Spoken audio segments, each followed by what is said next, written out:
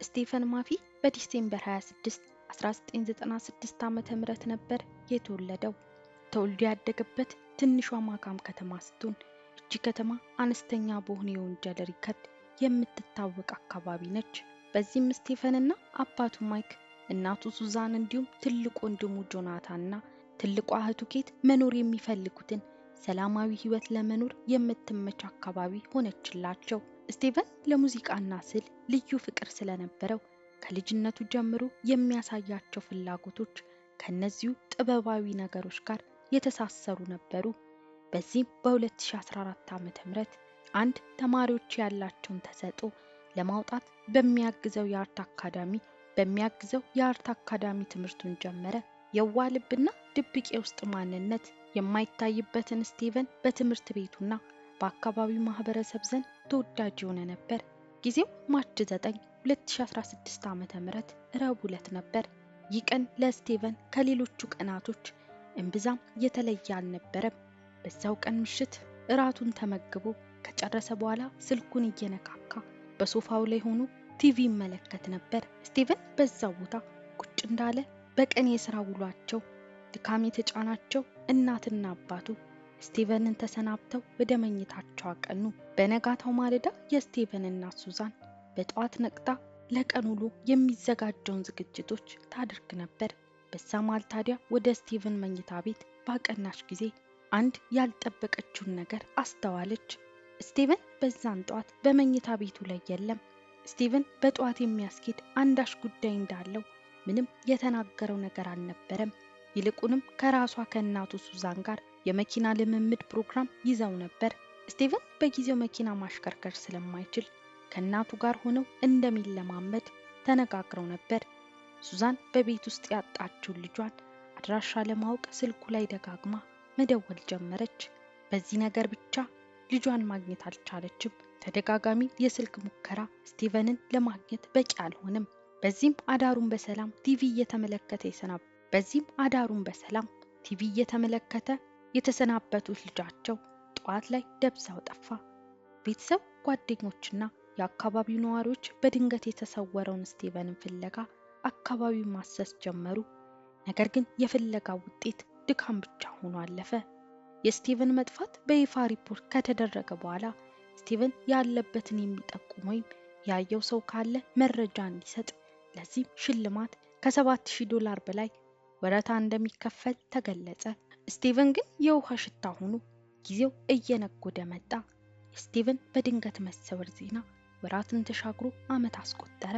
ቤተሰቡ ግን አሁንም የትንሹ ልጃቸውን መጨረሻ ሳይረዱ እንደ ቀልድ ቀናት በቀናት ላይ እየተፈራረቁ ሄዱ። ኤፕሪል 26 2017 ዓመተ ምህረት አንዲት ሴት ከአባቷ ጋር በመሆን ወደ አንድ ፖሊስ ጣቢያ ታቀናለች። በዛም ተገኝታ አንድ ነገር ለፖሊሶች ትገልጻለች። ይህም ከጓደኛዋ የሰማችው ከበድ ያለ ሚስጥር እንዳለ ነበር። የዚህ ሚስጥር ምንጭ የቪድ ማክዶናልድ የተባለች ሴት ስትሆን እሷም አንድ የሞተ ሰው አካል ለማስወገድ የቀድሞ ፍቅረኛዋን እንደረዳችው ለጓደኛዋ የነገረቻት በቅርብ ጊዜያት ውስጥ ነበር።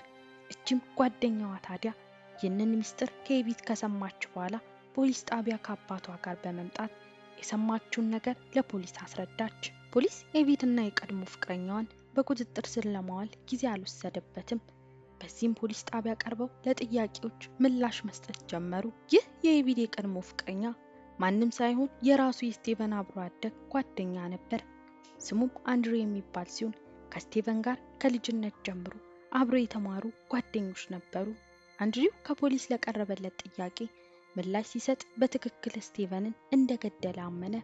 ነገር ግን ግድያው ሆን ተብሎ የተፈጠረ ሳይሆን በአንድ አጋጣሚ ራሱ ስቴፈን ሊያጠቃው ሲሞክር ራሱን ለመከላከል ሲል በያዘው ሽጉጥ ሆዱ ላይ መጥቶ እንደገደለው ተናገረ።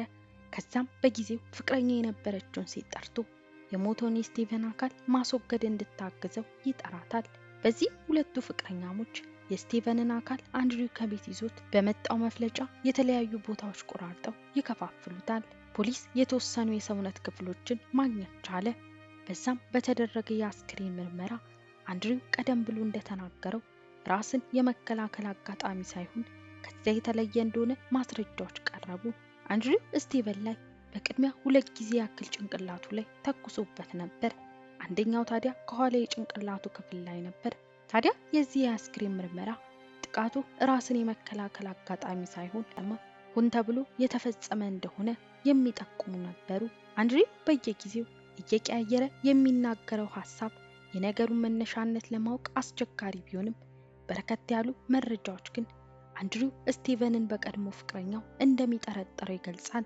የአንድሪው የቀድሞ ፍቅረኛ የቪድ ማክዶናልድ ሌላ የተለየ ሐሳብ ለፖሊሶች ገልጻ ነበር። ይህም ስቲቨን የአንድሪው ስልክ ላይ ማየት የሌለበትን ነገር መመልከቱ፣ ይህም አንድሪው ከማፊያ ጋር ያለውን ግንኙነት ማወቁ እንዳስቆጣው ተናግራ ነበር። በመጨረሻም ግን አንድሪው የገዛ ጓደኛውን በመግደልና ጭካኔ በተሞላበት መልኩ የተወሰኑ የሰውነት ክፍሎቹ በጭራሽ እስከማይገኙ ድረስ ቆራርጦና ከፋፍሎ ጥሎ ለፈጸመው ወንጀል እስከ 70 ዓመት በሚደርስ እስር እንዲቀጣ ተወሰነ። የሞተውን የስቲቨንን አካል ለማስወገድ እርዳታ ያደረገችው የቪድ ደግሞ በ1 ዓመት እስራት እንድትቀጣ ፍርድ ቤት ውሳኔ ያሳለፈ።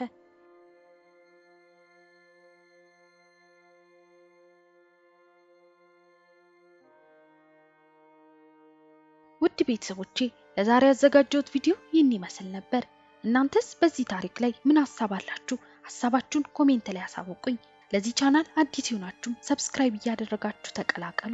ቪዲዮ ከተመቻችሁ ላይክ በማድረግ እንዲሁም ሼር እያደረጋችሁ ለሌሎች እንዲደርስ አግዙኝ እያልኩኝ በሌላ አዲስ ታሪክ እስክንገናኝ ድረስ ቸር ቆዩልኝ።